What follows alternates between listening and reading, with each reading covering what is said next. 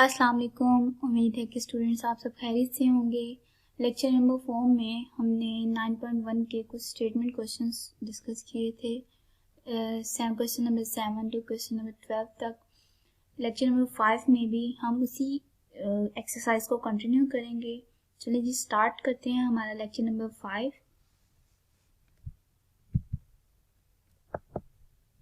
हमारे पास question number 13 है।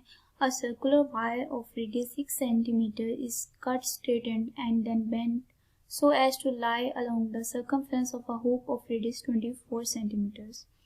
Find the measure of the angle which it subtends at the center of the hoop. Hoop basically एक hollow ring होती है, जैसे ये जो शेप आपको नज़र आ रही है इसे हुक कहते हैं। हमारे पास जो रेडियस है वो हुक का है 24 सेंटीमीटर और हमारे पास जो सर्कल का रेडियस है वो 6 सेंटीमीटर है। हमने बेसिकली एंगल फाइंड करना है हुक का। हमारे पास ये सर्कुलर शेप है, इसके अलोंग हमने वायर को, जिसको कहते हैं ना उर्दू में, हमने उसको बेंड किया है और उसको फिर उसके इर्द गिर्द हमने लपेटना शुरू किया। जब हम किसी भी वायर को इकट्ठा करते हैं तो हम उसको एक दूसरे के ऊपर रिंग में बेंड कर देते हैं। सेम एज हमने ये जो हुक है इसके इर्द गिर्द वायर को बेंड करना स्टार्ट किया है। तो हमारे पास सर्कल का जो है, यहाँ पे जो सर्कल है वो बेसिकली ये वायर है उसका रेडियस है। ठीक है, अब हमने जो है फाइंड करना है हुप का एंगल।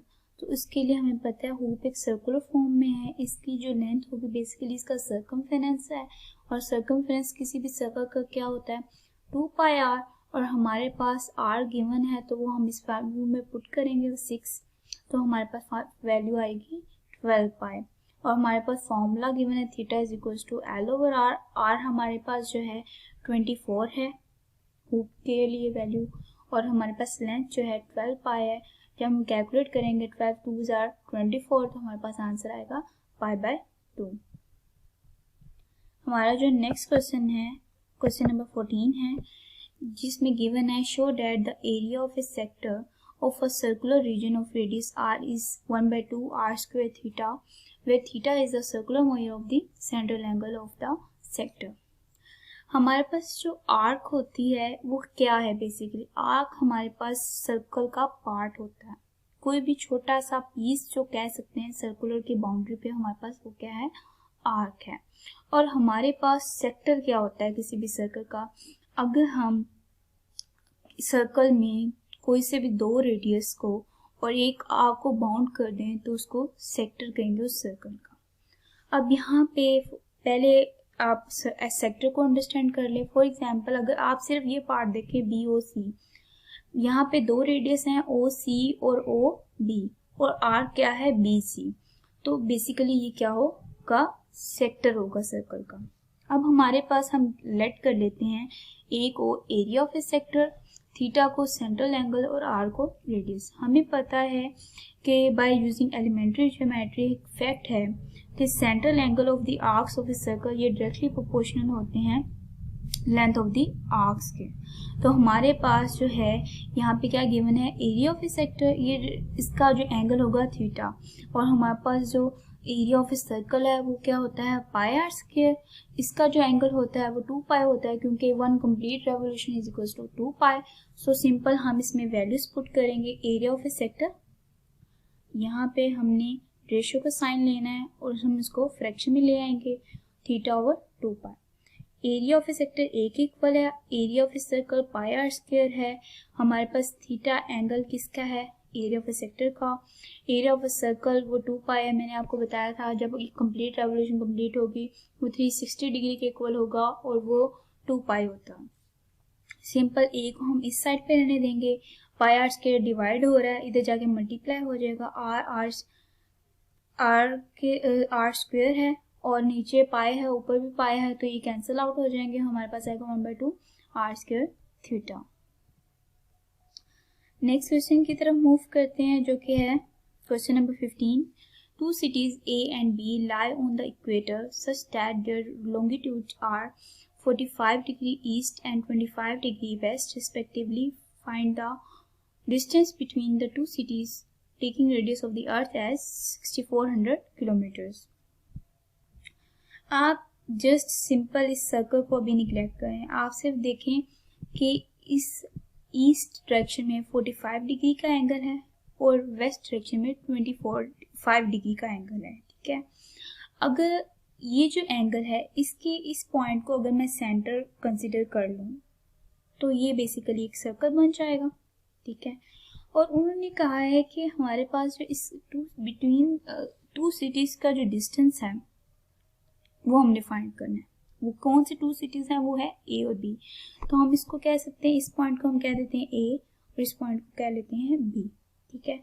और अगर हम इस सर्कल की शेप को अंडरस्टैंड करने की कोशिश करें तो हमें पता चलेगा कि बेसिकली ए बी हमारे पास क्या है, एक आर्क लेंथ बन रही है, थीटा ये दोनों जो हैं उसके सेंट्रल एंगल्स हैं, और ये लाइन है ये उसका रेडियस बन रही है। अब रेडियस हमारे पास जो है वो गिवन है 6400 किलोमीटर्स। इन दोनों एंगल्स को हम ऐड कर लेंगे, वो बनेगा 70 डिग्री। हमारे पास जो फॉर्मूला है L is equal to R theta, उसके अकॉर्डिंग हमारे पास एंगल हमेशा रेडियंस में होना चाहिए। तो हम एंगल को यहाँ पे डिग्री में है रेडियन में कन्वर्ट करेंगे, तो 70 डिग्री को हम 70 इंटू 1 डिग्री कर लेते हैं, तो 1 degree is equal to pi over 180 radians, तो ये आएगा 7 पाई बाय 18 रेडियंस। हम सिंपली इस फॉर्मूले में वैल्यूज पुट करेंगे तो हमारे पास आंसर आएगा 18.8 किलोमीटर, जो कि अप्रोक्सीमेट वैल्यू हो जाएगी 7,819 किलोमीटर्स। हमारे पास जो नेक्स्ट क्वेश्चन है क्वेश्चन नंबर 16 है, जिसमें हमें क्वेश्चन गिवन है the moon subtends an angle of 0.5 degree at the I of an observer on earth. The distance of the moon from the earth is 3.844 into 10⁵ kilometer approximately.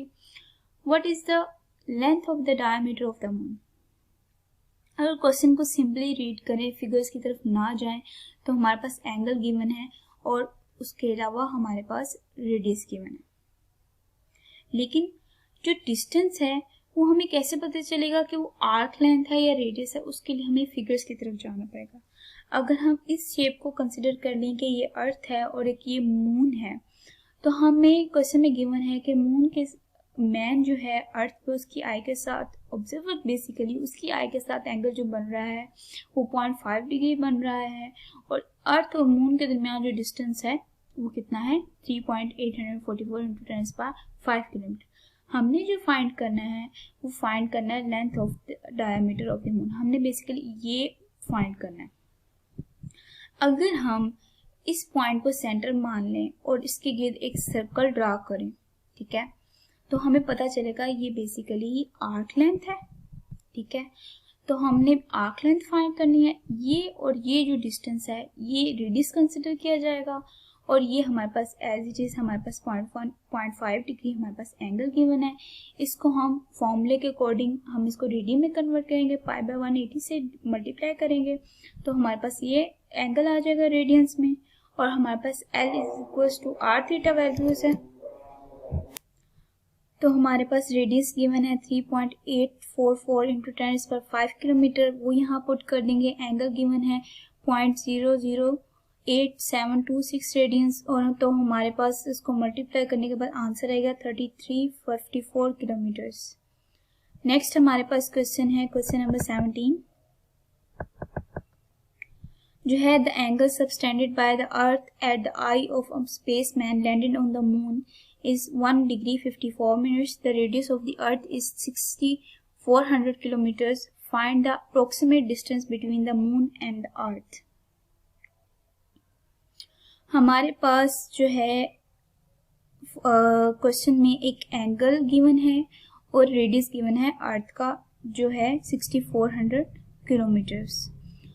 हम angle को as it is लिख लेंगे। अब question को understand करने की कोशिश करते हैं। फॉर एग्जाम्पल हम इस कह लेते हैं कि ये अर्थ है और इसको कंसिडर कर लेते हैं कि ये मून है, ठीक है। इसके साथ जो एंगल बन रहा है वो हमारा 1 डिग्री 54 मिनट्स है और हमारे पास रेडियस कितना है 6400 किलोमीटर्स। अगर हम इस शेप को ऐसे अंडरस्टैंड करने की कोशिश करेंगे तो हमें समझ नहीं आएगी, ठीक है। हम इसको अगर हम इसको सेंटर कंसिडर कर लें तो एक सर्कल ड्रा करें यहाँ से ये पूरा, जिसमें मून के साथ जो एंगल बन रहा है वो उसका सेंटर हो और ये उसकी आर्क लेंथ हो। तो हमारे पास ये सेंट्रल एंगल बन जाएगा थीटा, और ये जो ये लाइन है ये हमारे पास आर्क लेंथ हो जाएगी, और अर्थ और मून का जो डिस्टेंस होगा वो हमारे पास रेडियस बन जाएगा। तो हमारे पास हम देख सकते हैं रेडियस सिर्फ अर्थ का गिवन है, इस पूरी आर्क लेंथ का नहीं गिवन।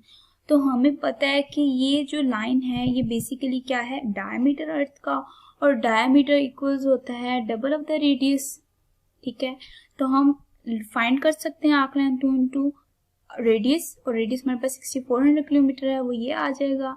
एंगल हमारे पास गिवन था 1 डिग्री 54 मिनट्स, तो हम उसको रेडियंस में कन्वर्ट करेंगे, लेकिन सबसे पहले इसको डिग्री में कन्वर्ट करेंगे। तो हमारे पास हमने जाना है मिनट से डिग्री में, तो हम इसको डिवाइड करेंगे क्योंकि स्मॉलर यूनिट से बिगर में जा रहे हैं। तो हमारे पास एलसीएम लेने के बाद वो आएगा 114/60 और डिग्री। हम इसको एज इट इज इस तरीके से लिख सकते हैं 114 डिवाइडेड बाई 60 इंटू 1 डिग्री, और 1 डिग्री हमारे पास इक्वल होता है π/180 रेडियंस के। जब हम इसे मल्टीप्लाई करेंगे तो हमारे पास आएगा 0.033 रेडियंस। और हमें क्वेश्चन में जो पीछे गिवन है तो हमने वो फाइंड करना है डिस्टेंस अप्रोक्सीमेट, वो हमारे पास फॉर्मूले के अकॉर्डिंग रेडियस आ रहा है, तो हम इसे कह सकते हैं R = L/थीटा। L की वैल्यू क्या है 12,800 किलोमीटर, और थीटा हमारे पास है 0.033, तो वो आ जाएगा 385,992.6 किलोमीटर। अगर हम इसको अप्रोक्सीमेट कर लें तो हमें पता है डेसिमल के बाद अगर 5 या 5 से ग्रेटर वैल्यू हो तो 1 ऐड हो जाएगा, तो हमारे पास ये वैल्यू आएगी।